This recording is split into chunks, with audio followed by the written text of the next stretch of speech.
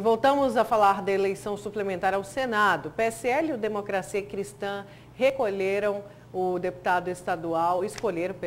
estadual Eliseu Nascimento do DC para disputar a vaga ao Senado. E também aí no lugar do deputado Nelson Barbudo, que era um pré-candidato do partido. E para falar sobre esse assunto aí, sobre essa eleição suplementar para o Senado, está aqui ao vivo na bancada, no estúdio do Jornal do Meio-Dia, o deputado Eliseu Nascimento, do DC, que é a Democracia Cristã. Boa tarde, deputado. Boa tarde, Lúcio. Boa tarde, Nayara. Boa tarde. Um privilégio muito grande estarmos aqui mais uma vez aqui no Jornal do Meio-Dia. Deputado, essa candidatura aí do senhor, ela já está confirmada ou ainda não? Bom, ou o senhor pode compor aí com algum outro candidato?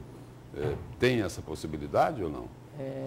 Diante do crescimento do nosso nome no pleiteio da vaga de Senado, né, deixada aí pela juíza Selma, nós fomos procurados por partidos, a exemplo do próprio PSL, para essa construção.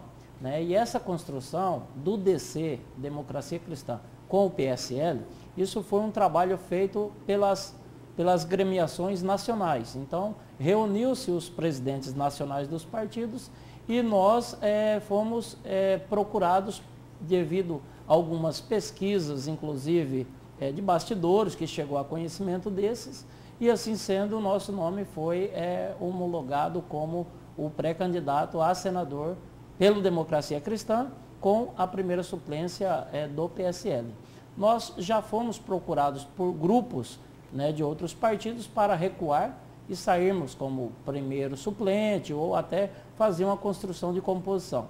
Hoje eu estou no mandato de deputado estadual. Este mandato hoje ele tem sido muito positivo para a população mato-grossense, mas nós também somos partidários e também nós visamos também essa busca por uma representatividade maior da nossa população. Agora, qual que vai ser a maior bandeira? Porque o PSL, o senhor, para mudar de partido, deve estar de acordo com todas as ideologias do PSL. E o senhor vai levantar essa bandeira nessa pré-candidatura, nessa candidatura ao Senado, a bandeira do partido, que ficou conhecido aí por ser o partido do presidente Jair Bolsonaro? Bom, a bandeira do Democracia Cristã... Quais ideias mudaram, por exemplo, com a saída do presidente? A bandeira do Democracia Cristã sempre foi uma bandeira que nós adotamos de forma independente, formar política independente. Né? Nós estamos fazendo essa composição com o PSL, mas no mesmo intuito. Inclusive, um pedido do próprio senador Major Olímpio, que é militar, que hoje tem um trabalho excepcional lá no Senado, também da própria deputada federal Janaína Pascoal, né, que também participou dessa costura, e também da senadora lá do Mato Grosso do Sul. Assim sendo, né, a ideologia que nós temos é a mesma que nós vamos continuar adotando, a de sempre, que é fazer a política de forma independente, buscando sempre pautar dentro das verdades, honestidade e transparência, buscando sempre a defesa dos menos favorecidos da população mais humilde e carente. Né?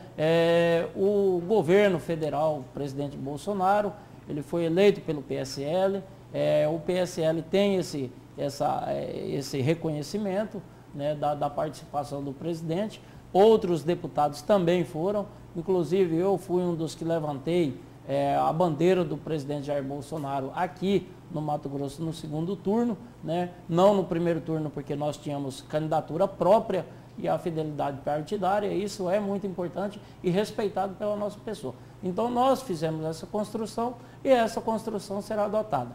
Então aquilo que é benéfico, né, adotado pelo presidente nacional, nós iremos trabalhar para que seja aprovado. Então hoje nós temos dentro do PSL o Major Olímpio, que é uma grande liderança e que tem feito um trabalho da mesma forma que é o trabalho independente. Agora o presidente Jair Bolsonaro pode ter aqui em Mato Grosso um candidato dele, né? O deputado federal José Medeiros. E a pergunta que eu faço é a seguinte: como é que o deputado Eliseu Nascimento vai enfrentar aqueles que esbanjam o poder político de um lado, e tem também aqueles outros candidatos, né, que esbanjam o poder econômico. Sim, nós adotaremos a mesma política que nós sempre adotamos, que é com programas de trabalho de forma a atender os anseios da sociedade como um todo, né, e não o favorecimento de meia dúzia de bacanas. Hoje o governo ele tem seus coligados ali, pretensos candidatos a senador, né, que quer manter aí esse monopólio de governo adotado por ele, né, de taxação, aumento de impostos, ICMS e outros.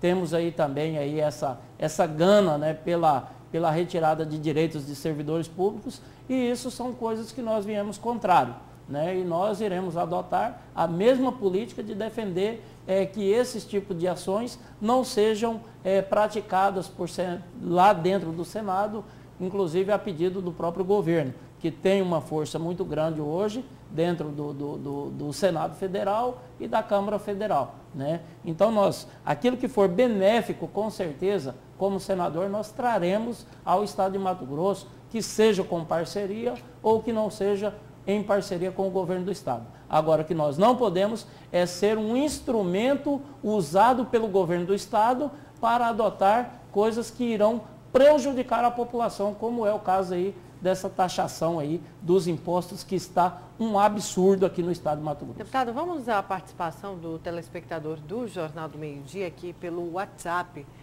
Quero saber do deputado como vai ficar os vigilantes com essa nova lei.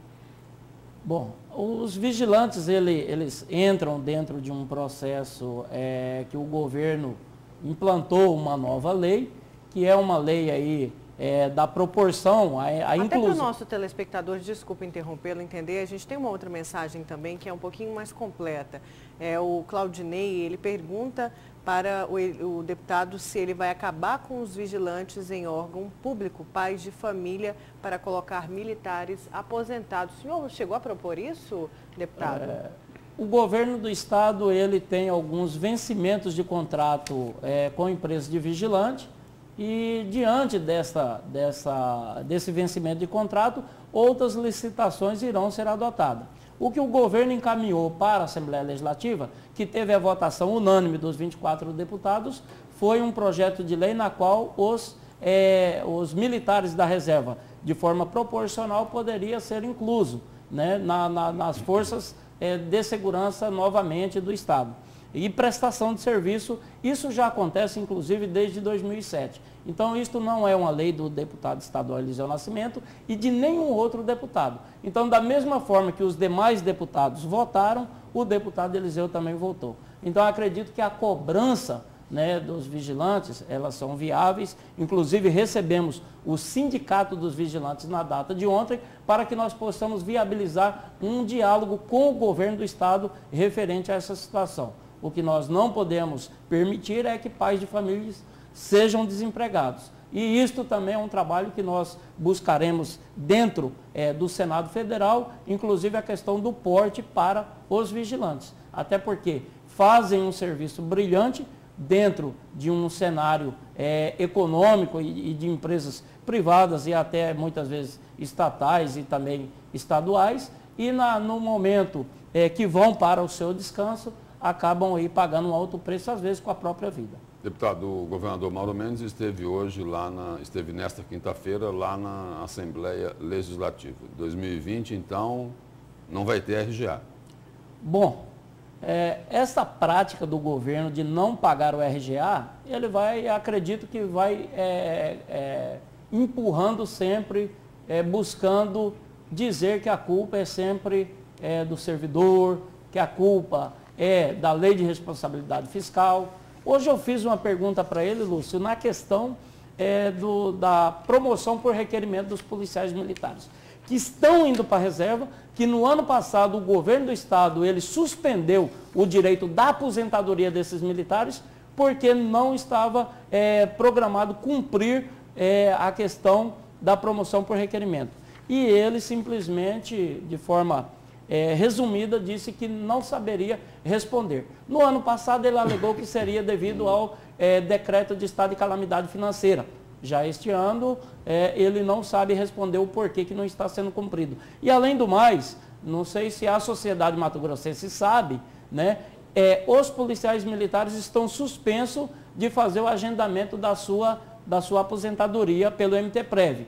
Não sabemos a que tipo de governabilidade que o governo quer levar e está adotando, né, porque o cidadão ele contribuiu durante toda a sua vida, cumpriu rigorosamente os seus descontos e agora que é o momento dele estar indo para o seio da sua família descansar, ele não está podendo porque está suspenso por causa do MTPrev. Então, suspendeu ano passado, já ganhou 1 ano a mais de trabalho de graça do policial militar e do bombeiro e agora continua com a mesma prática, adotando, empurrando com a barriga para que os militares não aposentem. Então, isso é uma situação muito lastimável que nós temos em relação ao governo e que os militares estão revoltados. E nós, como militar, né, nós temos que trabalhar na defesa disso. Além dessa questão do próprio RGA que você colocou, que eu acredito que ele vai empurrar esse ano e sempre buscando taxar a sociedade ou aumentar impostos para justificar que tem que ser pago, o senhor quer falar, tem que ser pago o RGA. O senhor quer dizer o seguinte, a crise não é do tamanho que o governo fala, é isso? Eu acredito que não seja.